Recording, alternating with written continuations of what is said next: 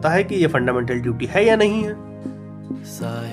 Fundamental duty दी गई है तो फंडामेंटल राइट्स भी हमें दिए गए हैं कुछ, वो सिटीजन्स को ही दिए गए हैं सिर्फ और सिर्फ। ऐसा नहीं है कोई बाहर का एलियन आएगा उसको फंडामेंटल राइट्स मिल जाएंगे, नहीं। जैसे कि फॉर एग्जांपल आर्टिकल 22 ये डिटेंशन से आपको अधिकार देता है कि आप डिटेंट होने से मना कर सकते हैं या सवाल कर सकते हैं कि हमें डिटेंट क्यों किया जा रहा है। बट यहीं पे कोई एलियन कंट्री का बंदा होगा तो वो ये सवाल नहीं कर सकता कि हमें डिटेंट क्यों किया जा रहा है, ये प्रावधान उसको नहीं मिला है। ओनली ये फीचर है, ओनली ये आर्टिकल है जो सिर्फ और सिर्फ एनिमी कंट्रीज पे लागू नहीं होता है। ठीक है, ये सवाल बनता है आपसे, इसलिए मैंने आपको बता दिया कि आर्टिकल 22 जो है वो एनिमी कंट्रीज पे लागू होगा या नहीं होगा। तो आप उसमें बताएंगे कि लागू नहीं होता है। वो ये सवाल नहीं कर सकते कि हमें डिटेंट क्यों किया जा रहा है।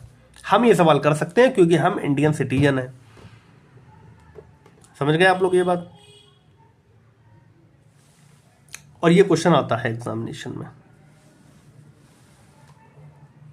अब मैं आपको दिखाता हूँ कॉन्स्टिट्यूशनल प्रोविजंस। जैसे कि अब 1950 की कहानी देखिए, आपको पता ही है कि 1950 में हमारा भारत गणतंत्र तो हो गया, मतलब रिपब्लिक कंट्री तो हम बन गए। बट अभी भी हमारे पास हमें ये आइडिया नहीं था कि हमें किसे भारतीय कहना है, किसे नहीं कहना है। ये सब कैसे पता लगता? तो इसके लिए सिटीजनशिप एक्ट आया 1955 में, नागरिकता एक्ट, नागरिकता विधेयक भी से कहते हैं।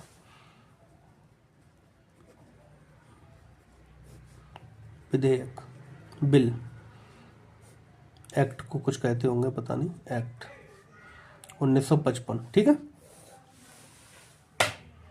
इसके तहत देखिए अब ये बताया गया जो 5 साल से रह रहा है वो इंडियन है। उस समय तो ऐसे ही नागरिकता बांट दी गई कि 5 साल से आप इंडिया में रह रहे तो आप इंडियन है। और इसके 4 प्रावधान किए गए। अगर पर्सन डोमिसाइल्ड है इंडिया में ऑलरेडी, यानी कि इसके पेरेंट्स से पैदा हुआ या वही खुद पैदा हुआ है, तो उसको एज इट इज बना दिया गया। पर्सन अगर माइग्रेटेड हुआ पाकिस्तान से, उसे भी बना दिया गया। माइग्रेटेड हुआ पाकिस्तान में बट वापस आ गया, उसे भी बना दिया गया। पर्सन था इंडियन ओरिजिन का, बाहर रह रहा था, उसे भी इंडियन सिटीजन बना दिया गया। नागरिकता बांटी गई है के हिसाब से, आप समझ लीजिए। ये आपको याद नहीं कर रहे हैं, बस आपको समझना है। क्यों समझना है? कि आपको सिटीजनशिप अमेंडमेंट एक्ट समझ में आए कि सिटीजनशिप एक्ट